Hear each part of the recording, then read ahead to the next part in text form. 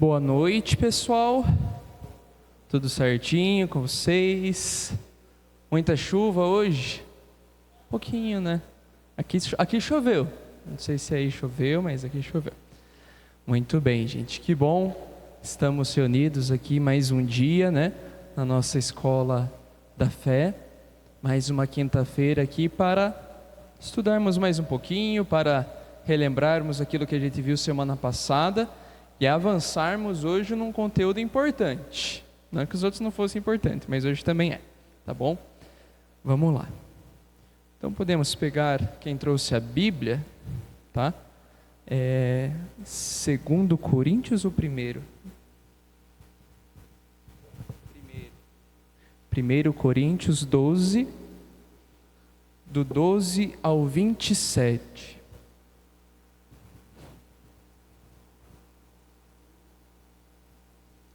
Muito bem. Isso. Quem trouxe a Bíblia, bom. Quem não trouxe, na próxima dá para trazer, né? Vai que a gente usa, né? Misericórdia. Vamos lá.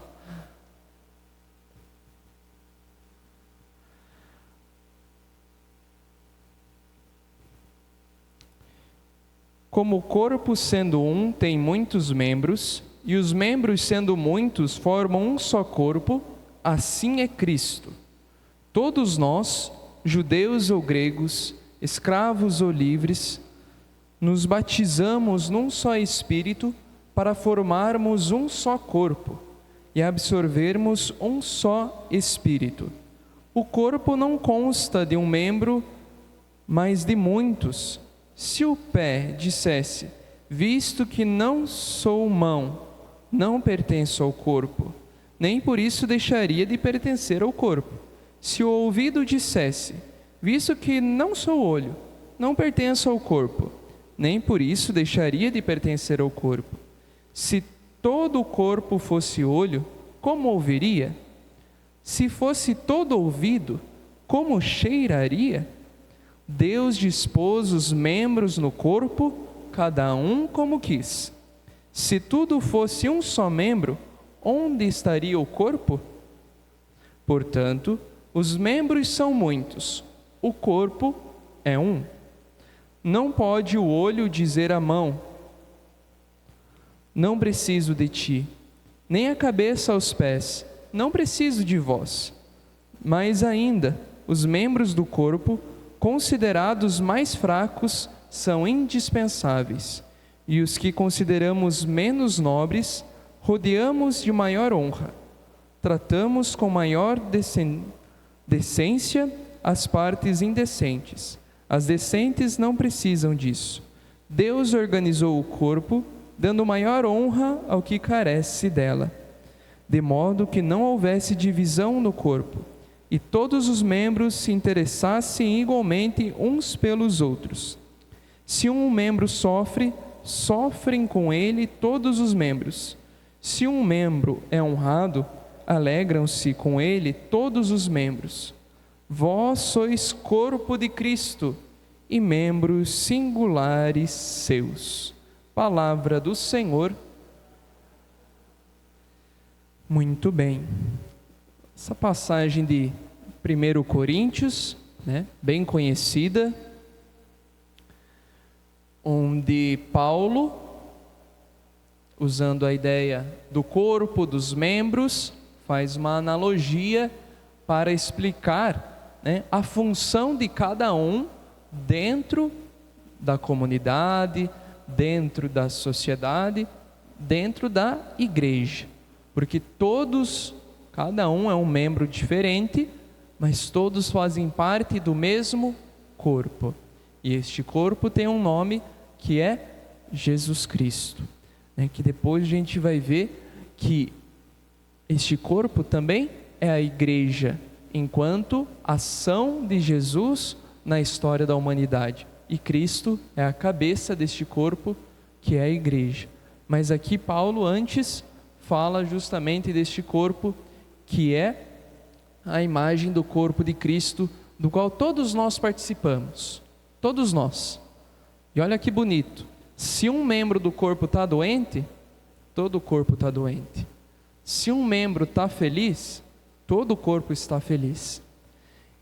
Imaginemos nós também no corpo de Cristo, né? Nós sabemos, é muito bonito pensar no mistério da vida, só nessa ideia principal, inicial, né? Que no mesmo momento agora tem gente que está nascendo, tem gente que está morrendo, né? E às vezes mesmo na nossa própria família, né? Não sei se alguém já teve essa experiência, mas às vezes está vivendo um luto por alguém que faleceu, de repente nasce um bebê na família, vem uma criança para alegrar e você fica naquele mix de sentimentos, né? Fica triste por alguém que partiu, fica feliz pelo bebê que está chegando ou que já chegou. E assim é o mistério da vida também. Então, o corpo de Cristo também é assim. Cristo também sofre os nossos sofrimentos, mas também se alegra com as nossas alegrias. Bom, vamos recapitular então, né? Primeiro, aquilo que a gente viu semana passada, brevemente, né? A gente usou bastante a Dei Verbum, hoje a gente vai usar também, que a gente já falou o que é esse documento, né? Uma constituição dogmática do Concílio Vaticano II sobre a revelação. Então é um documento bem importante, um texto bem importante, onde a igreja estava toda reunida, né, no Vaticano II, para discutir várias coisas. Uma delas foi a Dei Verbum, como nós falamos no encontro passado. E resumindo aquilo que a gente falou, aprove a Deus na sua bondade e sabedoria revelar-se a si mesmo e dar a conhecer o mistério de sua vontade, mediante o qual os homens, por meio de Cristo, Verbo encarnado, têm acesso ao Espírito Santo no Pai, tornam participantes da natureza divina. Então estávamos falando no encontro passado da revelação deste Deus, que nós não temos como conhecê-lo, né, de baixo para cima, mas é Deus que de cima desce até o nosso encontro, né, se encarna, né, torna-se gente, né, de carne e osso em Jesus Cristo, e Ele sim revela a Deus, nos revela o Pai, tanto que Deus também foi se revelando, como nós vimos no Antigo Testamento, pelos profetas, toda a história da salvação, mas a plenitude é Jesus Cristo. Então Jesus Cristo nos revela o rosto de Deus, que é Pai, que é misericordioso, que é justo e que também acolhe a cada um de nós para participarmos da sua divindade, né? O que se deve ser analisado então é a própria ação de Deus, que se dá a conhecer ao ser humano e por meio do seu amor reconcilia o homem consigo. Em virtude desta revelação, Deus invisível, na riqueza do seu amor, fala aos homens como amigos e convive com eles para os convidar a admitir a comunhão com Ele. Então, é este Deus que desce até a nossa realidade, pobre, pecadora, fraca, para nos readmitir no convívio dEle, nos readmitir a esta comunhão com Deus, por meio de Jesus, né, que nos mostrou este amor que vem de Deus. Muito bem. E nós tínhamos então terminado, né, com esta pergunta: como transmitir esta revelação, né? Como que esse mistério, né, de Jesus? Bom, começando no Antigo Testamento, né, dos profetas, dos patriarcas, de toda a história da salvação, chegamos em Jesus. E como transmitir então tudo isso que Jesus, né, fez, né, andando por essa terra, tudo isso que Ele fez, como transmitir então, como que foi possível continuar até hoje, até chegar aqui nós, né, em Eldorado do Carajás, como que foi possível então chegarmos até hoje, termos este conhecimento de Deus, da sua revelação. Ainda estamos, né, na primeira parte do catecismo, que é a profissão de fé, né, que é o creio. Na primeira sessão, né, eu creio, nós cremos, mas ainda não chegamos no crer, né? Estamos aí já há três, né, encontros, né, nessa introdução que o próprio catecismo apresenta antes de começar o creio, né? Porque tudo tem uma preparação para a gente entender, que é a história, né, da salvação, da revelação, do ser humano que tem dentro de si, né, um desejo de conhecer a Deus, este Deus que a gente não conhece pelos livros, mas Ele mesmo se revelou a nós, e essa revelação continua. Então, a transmissão da revelação divina. Como que essa revelação de Deus continua? Como que ela é transmitida a cada ser humano, a cada pessoa, né? Que é uma imagem meramente ilustrativa, né? Da pessoal andando, né? Como transmitir esta revelação, como transmitir este grande mistério, né? Que foi a encarnação, que foi a revelação de Deus em nossas vidas. Primeiro, né? A gente faz uma pergunta, né? Por quê? Por que precisa transmitir, né, essa revelação de Deus? Deus foi lá, se revelou, né, salvou a humanidade, beleza, né, tudo certo, né, mas por que a gente tem que continuar, né, ou por que a gente precisa transmitir essa revelação, né? Então aí a gente pega 1 Timóteo, que a gente vai achar aqui. Esse eu esqueci de marcar, mas tudo bem. 1 Timóteo 2, do 1 a 6a. Muito bem. Está aqui. Em primeiro lugar, Paulo falando à comunidade, né, de Timóteo. Em primeiro lugar, recomendo que se ofereçam súplicas, pedidos, intercessões e ações de graça por todas as pessoas, especialmente pelos reis e autoridades, para que possam viver tranquilos e serenos com toda a piedade e dignidade. Isso é bom e agradável a Deus, nosso Salvador, que quer que todos os homens se salvem e cheguem a conhecer a verdade. Há um Deus somente, há somente um mediador, o homem Cristo Jesus, que se entregou em resgate por todos, e como testemunho, que se entregou em resgate por todos. Termina aqui.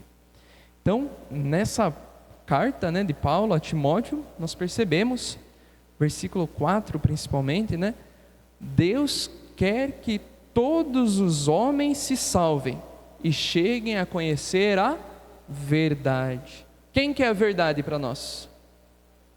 Jesus, né? O que Jesus disse? Eu sou o caminho, a verdade e a vida.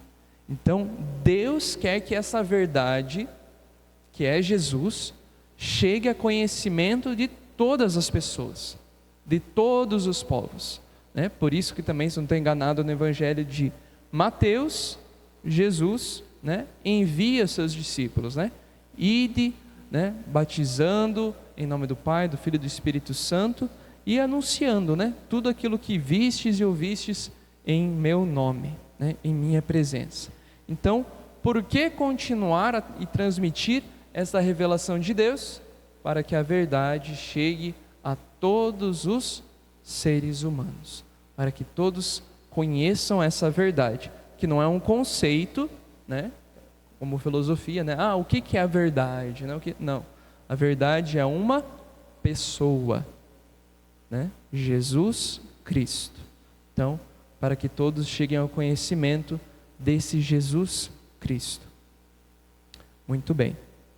Mais uma vez na Dei Verbo, Cristo Senhor, em quem toda a revelação de Deus Altíssimo se consuma, mandou aos apóstolos que pregassem a todos, como fonte de toda a verdade salutar e de toda a disciplina de costumes, o Evangelho prometido antes pelos profetas e por ele cumprido, e promulgado pessoalmente, comunicando-lhes assim os dons divinos. Então, Cristo Jesus, Cristo Senhor, em quem toda a revelação de Deus Altíssimo se consuma, aquilo que a gente viu no encontro passado, mandou aos apóstolos que pregassem a todos, como fonte de toda a verdade salutar e de toda a disciplina de costumes. Porque quem conviveu com Jesus? Os apóstolos, né? Maria também, lógico, mas os 3 anos, né, de vida pública ali que nós temos, né, segundo o Evangelho de João, na pessoa de Jesus, naqueles 3 anos de vida pública, de milagres, de sinais, de prodígios, de ensinamentos, quem estavam ali eram os apóstolos, né?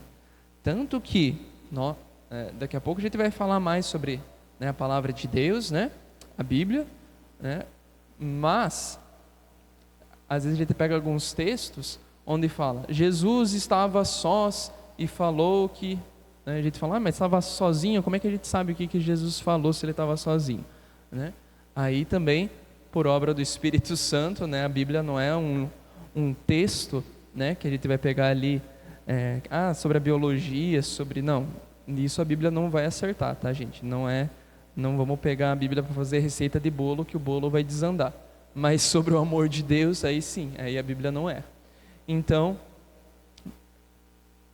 por meio dos apóstolos, Jesus continuou, né, operando na vida das pessoas e não só revelando a verdade que é Ele mesmo, mas se entregando por elas, se entregando por essas pessoas, né? Então, como os apóstolos transmitiram o Evangelho? Como que os apóstolos transmitiram o Evangelho?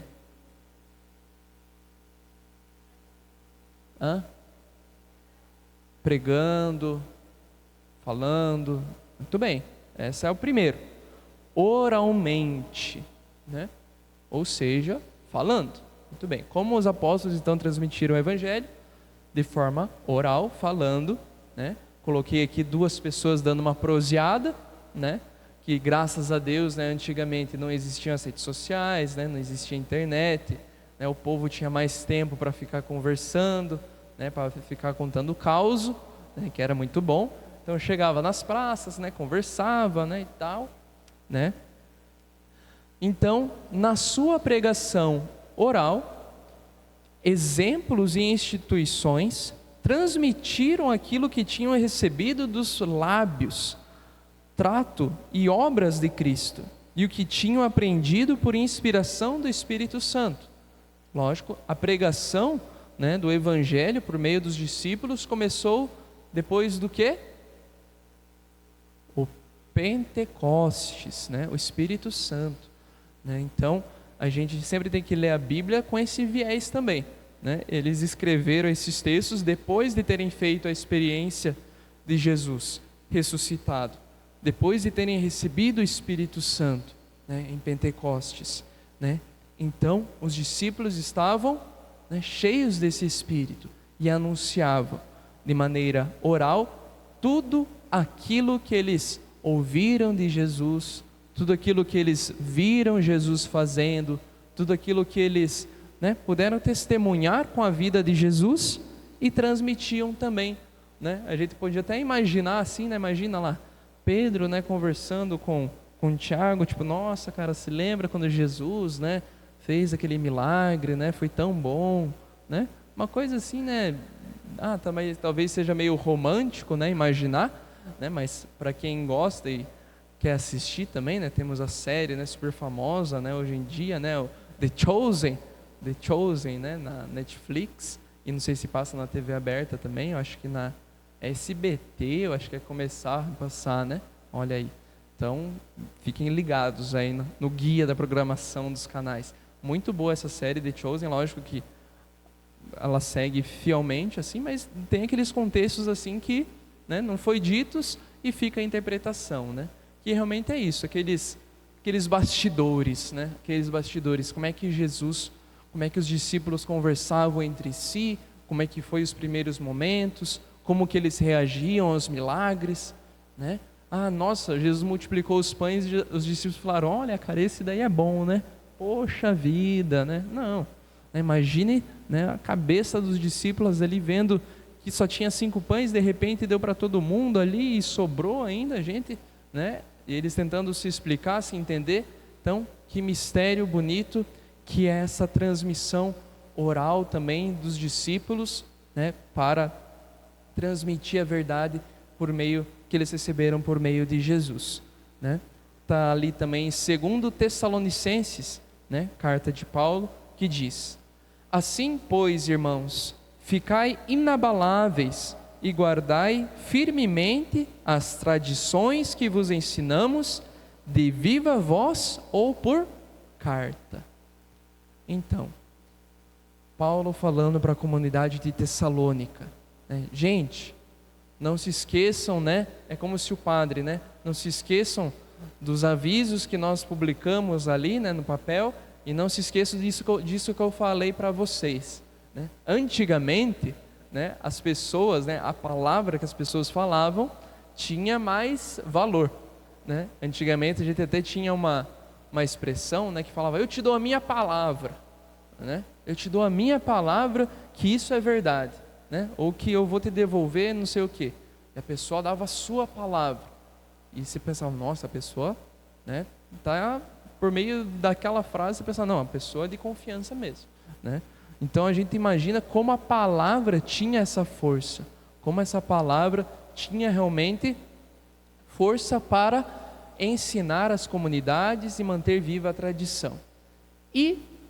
Ou por carta, que aí é a segunda forma, né? Então, como que os apóstolos, os discípulos transmitiram o evangelho, né? Oralmente, né? Falando de boca em boca, mas também por escrito, né? Por aqueles apóstolos e varões apostólicos, né? Como os evangelistas, que sob a inspiração do mesmo Espírito Santo escreveram a mensagem da salvação, né? Porque a gente sabe, né? Nós não somos crianças, né? Não é que Jesus estava lá falando, por exemplo, né, as bem-aventuranças, né? Bem-aventurados os pobres, e estava lá alguém lá escrevendo, lá, nossa, vamos anotar isso daqui, né?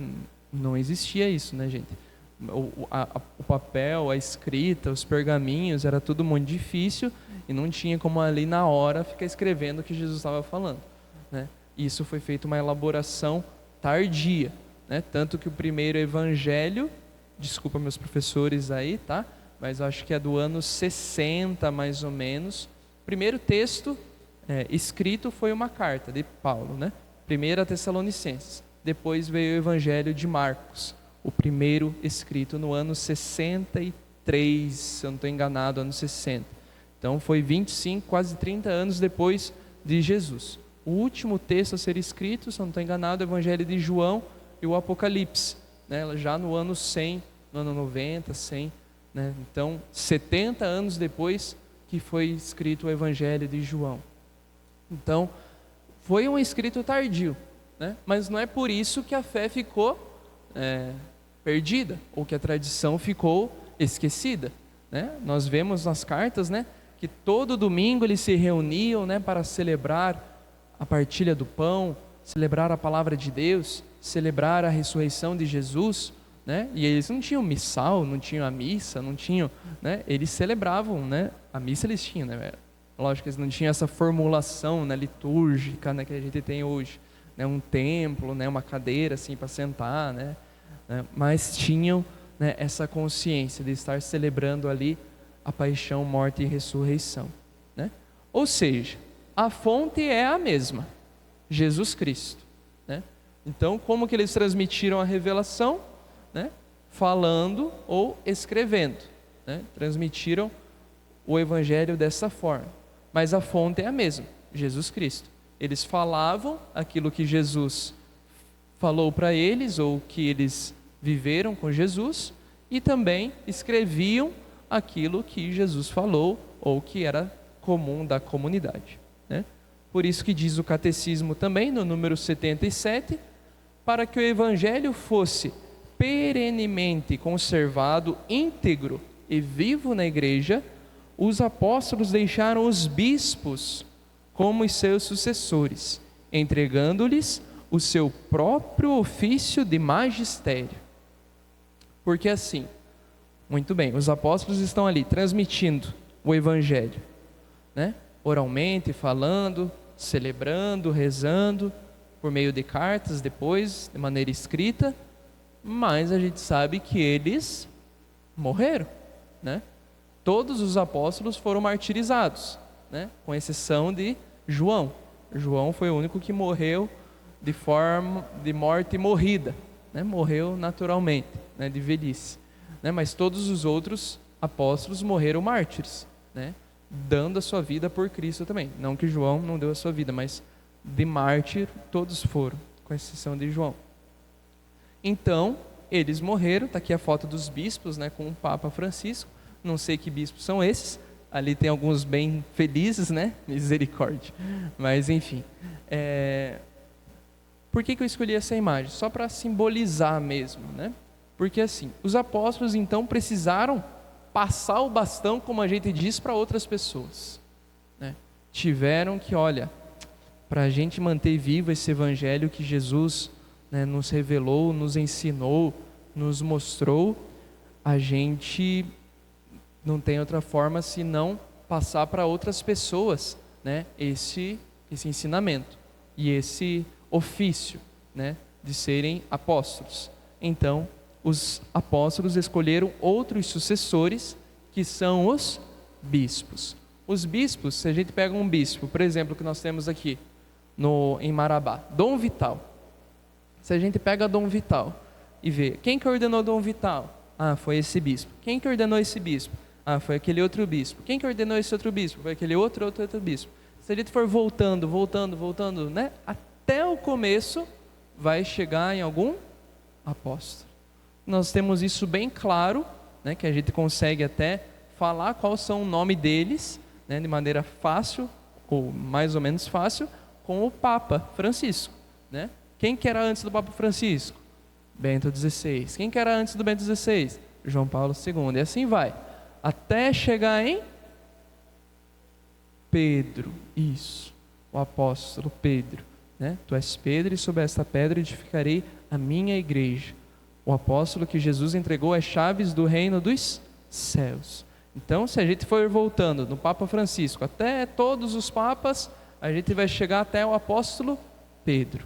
Da mesma forma, os outros apóstolos. Se a gente for seguindo a sucessão, a gente vai chegar nos bispos, né?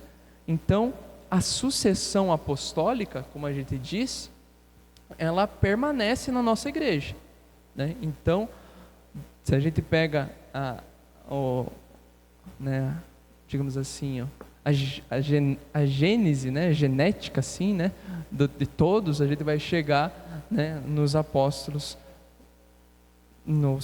os bispos chegam então nos apóstolos. Então, essa transmissão viva, realizada no Espírito Santo, denomina-se tradição, enquanto distinta da Sagrada Escritura, embora diretamente, estreitamente a ela ligada. Muito bem, esse é o número do catecismo que eu esqueci de colocar ali. Por que eu falo isso? Dei Verbum. O que a Dei Verbum vai falar no número 9? A Sagrada Tradição. O que é a Sagrada Tradição? Portanto, e a Sagrada Escritura estão intimamente unidas e compenetradas entre si, com efeito, derivando ambas da mesma fonte divina, fazem como que uma coisa só e tendem ao mesmo fim, donde resulta assim que a Igreja não tira só da Sagrada Escritura a sua certeza a respeito de todas as coisas reveladas. Por isso, ambas devem ser recebidas e veneradas com igual espírito de piedade e reverência. Muito bem, então nós temos a Sagrada Tradição e a Escritura. Por que eu estou falando isso? Porque na transmissão dessa revelação, nós temos como a gente diz, um tripé, né? Que é a tradição, a Sagrada Escritura e o magistério da igreja. Não são coisas distintas, tem suas peculiaridades, né? Tem coisas diferentes, mas estão embasadas, né, no mesmo fundamento, que é Jesus Cristo. Então, a Sagrada Tradição. O que é a tradição? Né? A tradição é justamente essa propagação da fé cristã por meio dos primeiros discípulos, apóstolos, né? Dos primeiros anos do cristianismo. E a Sagrada Escritura, nós sabemos, é essa tradição que foi escrita. Ou seja, nem toda tradição foi escrita, né? Mas muita tradição foi compilada na Sagrada Escritura. Por exemplo, a tradição que nós temos, podemos dizer assim, de venerar a Virgem Maria, né?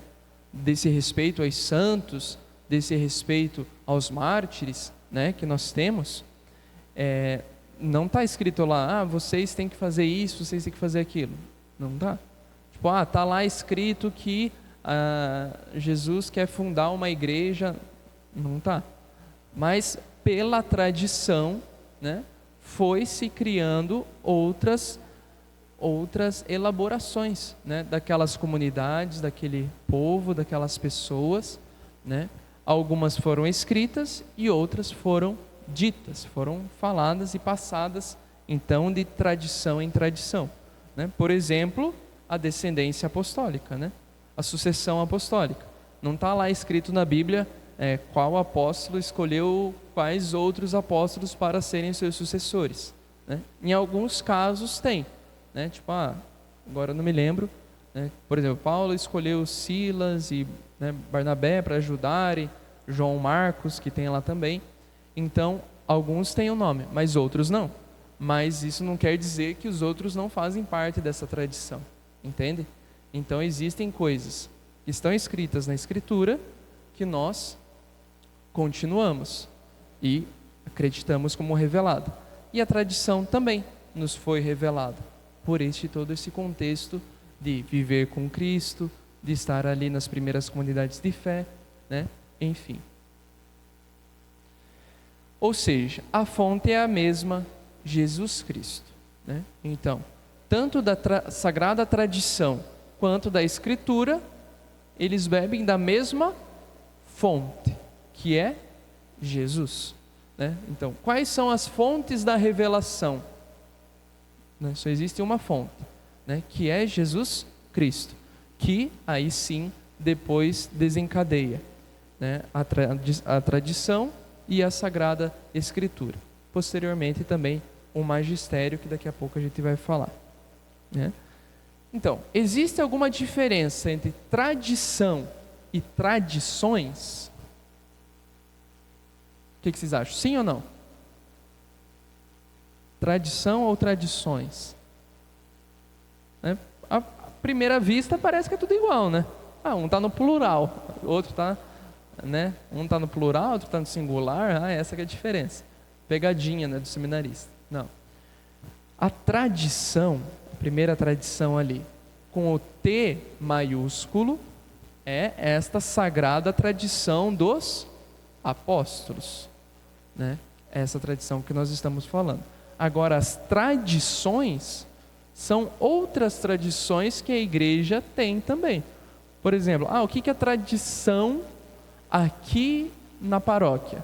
É tradição que o padre reze a missa, por exemplo, dia 10, ali fora.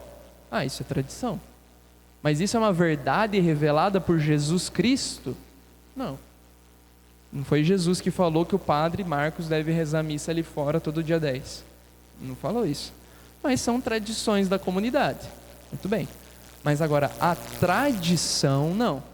A tradição é uma verdade que foi também revelada por Jesus. Então, qual que é a tradição da igreja? A tradição da igreja é que a gente, digamos assim, confesse, né, sei lá, uma vez por ano. É tradição da igreja? Não sei exatamente. Agora nem eu não sei responder a pergunta que eu fiz, né? Porque justamente, agora, uma coisa eu posso negar. A outra, por exemplo, a tradição que os apóstolos se reuniam para celebrar a Páscoa é tradição. Isso é tradição dos apóstolos. Agora, outras tradições... Está descarregando? Mas parou de gravar ou não? Não? Então, misericórdia. Que Deus ajude. Enfim. Mas existe então diferença da tradição com T maiúsculo e as outras tradições, né, que são das comunidades, que são verdades para nós, mas que não são, digamos assim, importantes a nível, nossa, vai mudar a história da igreja isso. Não vai, né? Resumindo, a tradição e a Sagrada Escritura brotam da mesma fonte divina, constituem um só sagrado depósito da fé, de onde a igreja aure própria certeza sobre todas as coisas reveladas. Então, de onde a igreja tira que isso é uma verdade que foi revelada por Deus? Tipo, nossa, de onde que a igreja tirou isso? Tirou da cabeça dela? Tipo, estava lá o Papa, não tinha o que fazer, vamos falar que Jesus Cristo é verdadeiro Deus e verdadeiro homem. Eu estou pensando assim alto aqui, eu acho que ele era Deus e homem ao mesmo tempo. Daí eu vou fazer esse dogma de fé, né? Não, né? A igreja bebe, né, da tradição e da Sagrada Escritura, ou seja, daquilo que os apóstolos viviam, transmitiam de forma oral, falavam, viviam nas comunidades, e aquilo que está também na Sagrada Escritura. Mas as duas constituem um só sagrado depósito da fé, né, que a gente chama de depósitos fide, né, que é justamente todas as verdades de fé que nós temos na igreja, né, que nós temos de Deus, né? Então, ou seja, todas as verdades de fé estão contidas neste depósito da fé, do qual todos nós bebemos, né? A gente só faz o sinal da cruz porque nós bebemos também desse depósito da fé, né? Por meio da tradição, por meio da Sagrada Escritura, né?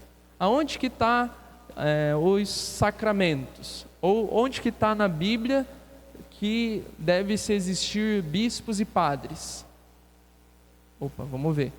Vamos ver as cartas de Paulo, vamos ver a tradição, como que os primeiros cristãos viviam isso, né? Existem muitos sacramentos que, depois a gente vai falar disso também, mas que é muito difícil a gente encontrar uma vertente realmente bíblica, né? Por exemplo, batismo, lógico, fácil. Sacramento da ordem, beleza. Matrimônio, já é um pouquinho mais difícil, né, para a gente encaixar como sacramento, como sinal de Deus. Por quê? Todo mundo se casa, né, mas como que a gente sabe que o matrimônio é um sinal de Deus, né? Tem que investigar, né? O sacramento da unção dos enfermos, onde que está o sacramento da unção dos enfermos na Bíblia, né? Será que a igreja inventou isso só para ungir os doentes, tirar dinheiro da gente, né? Não sei. Tem que investigar, ou seja, está lá na Bíblia uma passagem, está na tradição da igreja de que ungiam os doentes, né? Nas cartas dos primeiros padres apostólicos, como a gente diz, né? Que foram os primeiros sucessores dos apóstolos, né? Está na patrística, né? Nos padres da igreja, né? Vários nomes difíceis, mas que refletem toda esta tradição da igreja, da comunidade de fé, né? E ali não apareceu na verdade, né? Mas agora apareceu, magistério, né? Então, o encargo de interpretar autenticamente a palavra de Deus, escrita ou contida na tradição, foi confiada só ao magistério vivo da igreja, cuja autoridade é exercida em nome de Jesus Cristo, isto é, aos bispos, em comunhão com o sucessor de Pedro, o bispo de Roma. Então, quem cabe interpretar autenticamente a palavra de Deus? Tanto a escrita na Sagrada Escritura, quanto também a revelada por meio da tradição. Cabe ao magistério. O que é o magistério? Os bispos em comunhão com o Papa, que também é bispo de Roma, né? Ou seja, a comunhão dos apóstolos, né? Daqueles que têm sucessão apostólica. Então, a eles cabe julgar, né, isso que a gente chama de magistério, né, aquilo que eles interpretam como verdades de fé revelada. Por exemplo, o Papa Francisco lança um documento, né, vamos pegar aqui, sei lá, Fratelli Tutti, né, que é sobre a amizade social, né? Da onde que o Papa tirou isso? Isso daqui tem valor ou não tem? Né? É um documento do Papa, é um documento do magistério, né? Agora é um documento do concílio. O que tem mais importância, né? É um documento do concílio, porque é de nível magisterial, ou seja, toda a igreja estava ali envolvida para fazer aquele texto, né? Entende? Uma coisa é o Papa lá que sai lá na janelinha dele na praça, fala: olha, gente, Deus é muito bom, ótimo, o Papa falou isso, beleza, mas isso é a verdade revelada da igreja? É lógico que o Papa não vai falar besteira, evidentemente, né? Mas tem mais valor, né, a Sagrada Escritura, a tradição e os documentos que são frutos do magistério, ou seja, dos bispos em comunhão com o Papa, né, que são frutos principalmente dos concílios, né, que são os documentos magisteriais da igreja, né? Muito bem.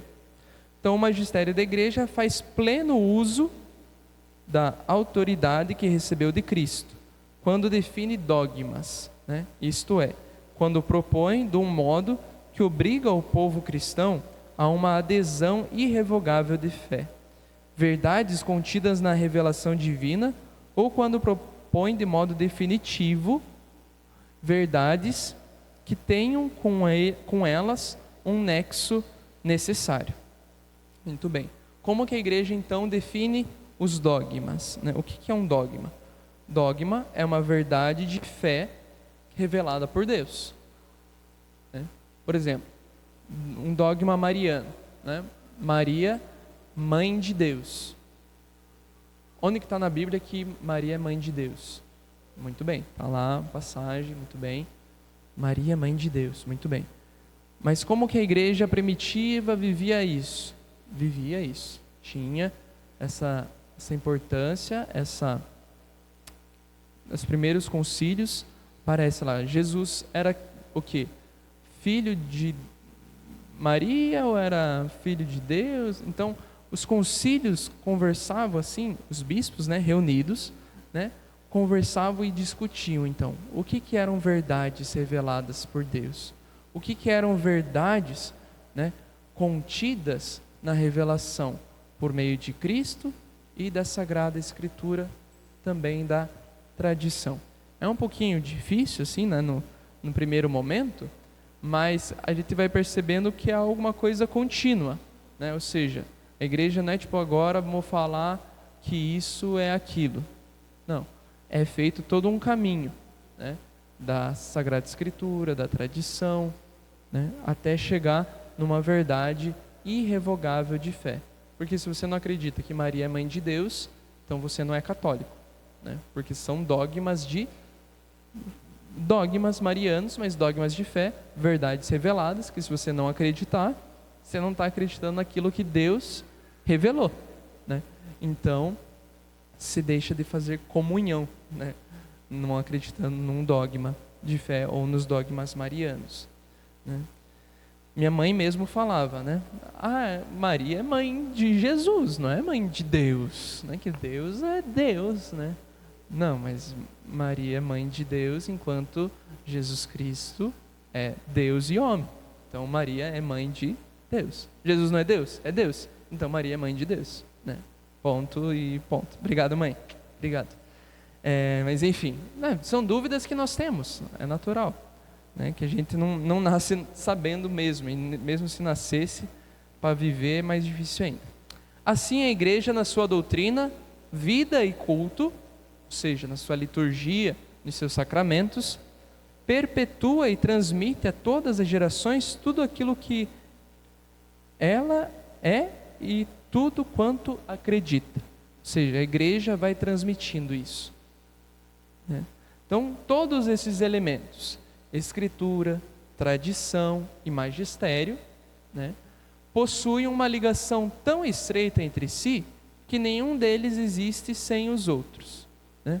Juntos contribuem eficazmente, cada qual segundo o seu modo próprio, sob a ação do Espírito Santo para a salvação dos homens. Ou seja, Escritura, tradição e magistério não são coisas distintas. São diferentes, cada um é diferente do outro.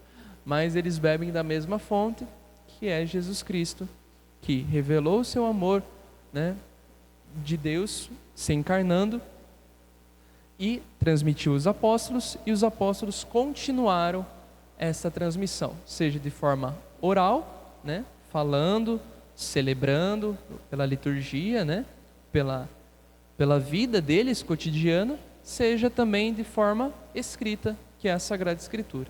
E aí, quando eles entram em consenso sobre um tema, aí é o magistério falando, que são os bispos em comunhão com o Papa, ou seja, que são os apóstolos, né, em comunhão com Pedro, né, e tudo que ligardes na terra será ligado no céu, e, né, essa passagem a gente sabe. Muito bem, e a gente falou bastante, né, da Sagrada Escritura, e para o próximo encontro fica essa pergunta aí também, que vai ser o Padre Marcos que vai falar, tá? Ele que é o especialista em Bíblia, né, na região da linha do Equador para baixo, é ele que manda, tá bom? É brincadeira, mas ele é muito bom mesmo, é craque. Então ele vai nos falar um pouquinho sobre a Sagrada Escritura, né? A gente estava falando aqui da tradição da Sagrada Escritura, do magistério, e agora o catecismo mesmo vai falar, então, o que é essa Sagrada Escritura, afinal de contas, né? Como que a gente lê, como que interpreta, como que ela é dividida, né? Como que funciona esse livro aí, né? Então, a gente vai ver depois, no próximo encontro, uma introdução à Bíblia, né? Porque não tem como falar de toda a Bíblia em um encontro ou dois que o Padre Marcos vai ter, né? Mas ele vai dar uma introdução, então, de como essa Sagrada Escritura é revelada por Deus por meio das pessoas, né, que a escreveram também. Bom, terminamos aqui, né? Eu não vou abrir para perguntas hoje, porque senão senão a bateria do computador acaba e o povo que quer assistir em casa também fica sem, né? Mas vamos terminar este nosso momento, essa nossa noite, né, rezando a Virgem Maria, pedindo a sua intercessão, que ela nos ajude a cada vez mais sermos bons cristãos no meio do mundo, né, buscando viver em nossos pensamentos, palavras e ações aquilo que foi revelado por Deus e transmitido pelos apóstolos. Ave Maria, cheia de graça, o Senhor é convosco. Bendita sois vós entre as mulheres, e bendito é o fruto do vosso ventre, Jesus. Santa Maria, Mãe de Deus, rogai por nós, pecadores, agora e na hora de nossa morte. Amém. Nossa Senhora das Dores, rogai por nós. Em nome do Pai, do Filho e do Espírito Santo. Amém. Gente, obrigado. Qualquer coisa, agora sim pode perguntar, tirar umas dúvidas aqui. Só vamos encerrar aqui a transmissão.